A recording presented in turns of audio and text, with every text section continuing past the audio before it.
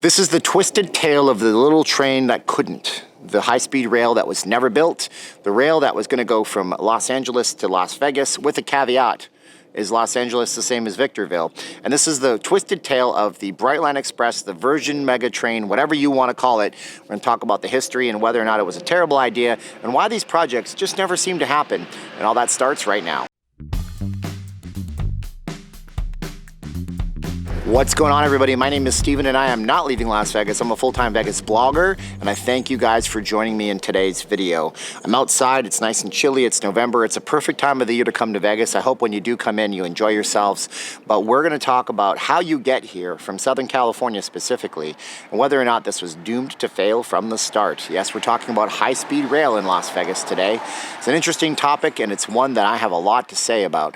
Before we get started, I will urge you to like, share, subscribe, hit the bell for the future notifications if that's the way you want to go, because that helps the channel a whole lot. Costs you $0.00.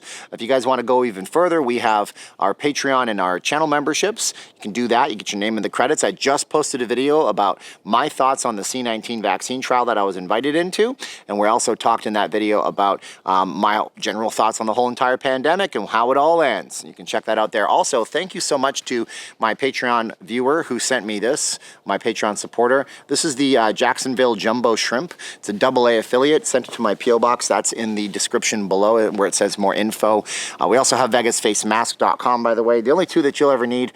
We might have a mask mandate for the next year or two in Las Vegas, maybe where you are too.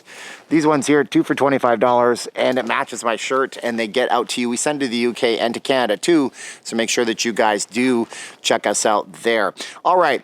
So, high-speed rail, a primer, a history. We have to take a look at all that, don't we? High-speed rail. Now, I remember as a kid looking up maglev trains. This was crazy before the internet even existed. I think there was a Encyclopedia Britannica, which we read at school, article on those. Maglev is a high-speed rail type of train used in Japan, most places, in Asia. It's where you take magnets, which are opposite polarity, and you basically have something that sits on top of a track. It's like science. It's magic. It's awesome. It's also super fast.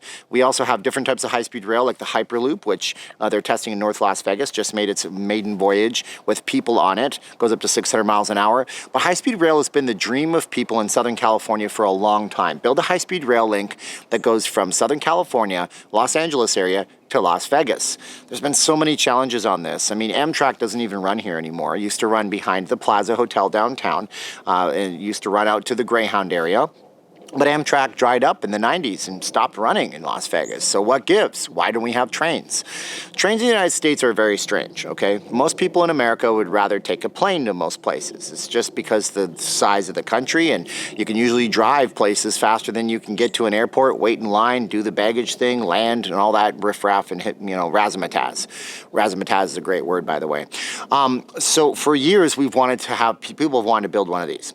It always hits up with some kind of problem. The problems are various. Back in the 2010s, I was reading that the big problem was lobbyists. Lobbyists in Southern California for the native gaming industry were trying to prevent the trains from happening. Lobbyists, if you're not familiar, go watch the movie Thank You for Smoking. The lobbyists are a problem in America. They step in and tell politicians they'll give them favors, they'll give them perks, they'll give them things if all they do is go ahead and not do that thing they're thinking of doing. And in this case, it was moving people from Southern California to Las Vegas quickly so people didn't have a reason to stay behind and game in the native casinos.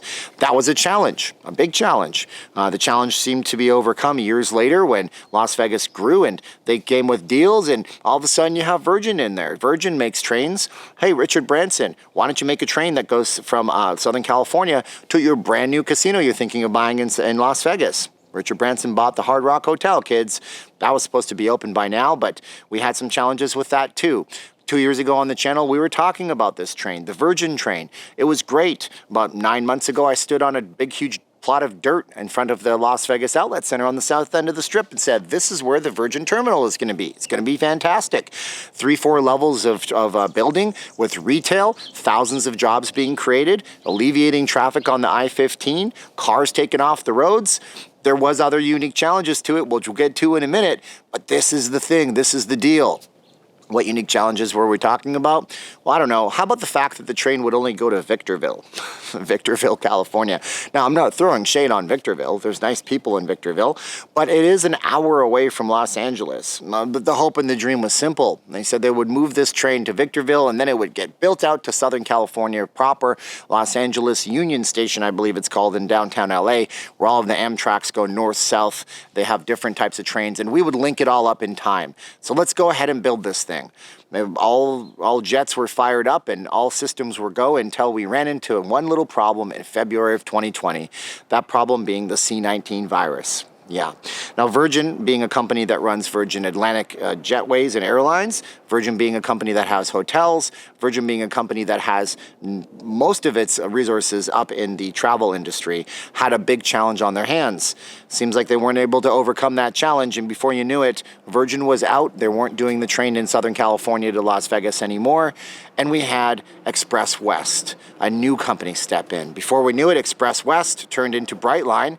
Brightline, the only private train company in the entire United States with trains based out of Florida, said, we'll step in, we'll do this thing.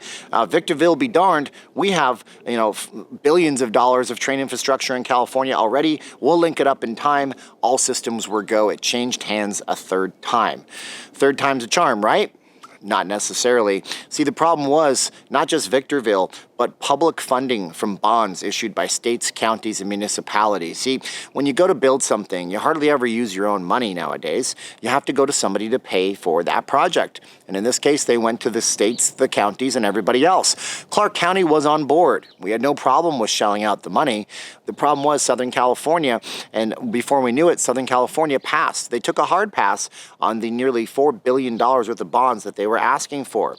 These weren't any kind of bonds. These were what were called high-yield bonds, which means that they were promising to pay back something like 7.5% every single year on these bonds. This was something that the states and the municipalities involved in took a look at and said, nope, not going to happen. We don't believe you're going to be able to pay that money back.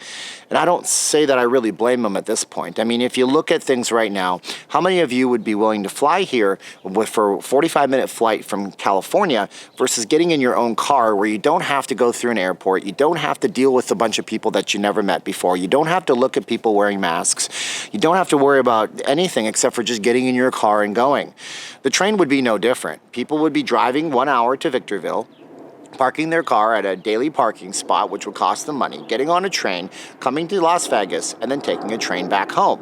While they're on the train, it's the same rules as a plane. Trains, planes, and automobiles. Which one are you going to pick? When they're on the train, they're going to have to wear a mask. When they're on the train, they're going to be dealing with other people. When they're on the train, they're going to have to lug around their luggage, and it just wasn't something that people were interested in, at least that's what the municipalities thought, and they didn't figure they could pay back those bonds. So here we sit now, brokenhearted. There's a rhyme, and I'm not going to go into it. Here we sit now, brokenhearted. The train is not going to be operating anytime soon. The thousands of jobs that it was going to bring into the local economies of Southern California and Southern Nevada for construction are on hold right now. The hundreds of jobs it would have created permanently with people having to work on the trains and in the retail shops on both terminals in Southern California and here, on hold for now. The future plans for it to go out to Southern California, way on hold for now. This train was going to take 2 years to build. It was supposed to be starting construction by now, and because a virus flew around the world and altered our lives forever, we have no high-speed rail coming in or out of Las Vegas. We have no rail at all for that matter. But it just goes to show you how things can change on an instant and on a dime. But it also goes to show you how some people are just determined to make the world move around them, and they're not going to be complacent. I'm sure the people that are still looking for funding with Brightline are still trying to find that funder. Maybe we'll have somebody like Amazon or Zappos or corporate sponsors step in. $4 billion isn't a lot of money, is it? Any of you guys want to start that Kickstarter? I didn't think so. But would you take a train to Southern California from Las Vegas? Would you take the trip from Southern California to Las Vegas? Is it silly for you to have to drive your car? Does it make any sense at all? That's what I want to know in this video right here. And that is the sordid history, the best I can do, and the best I can do in one take, of the train that never was. The hopes and dreams of high-speed rail still scuttled, laying in pieces on the ground. We'll see if we can pick it up after this pandemic. That's my video for today. Thank you for watching. My name is Steven, and I am not leaving Las Vegas. I'm a Vegas blogger. Make sure you like, share, subscribe, hit the bell for notifications. My battery just said low battery. I got to stop the video. Visit vegasfacemask.com if you guys want to support the channel further. And now I gotta go, so I'm gonna say 3, 2, 1, click. Are you ready? So 3, 2, 1, and click.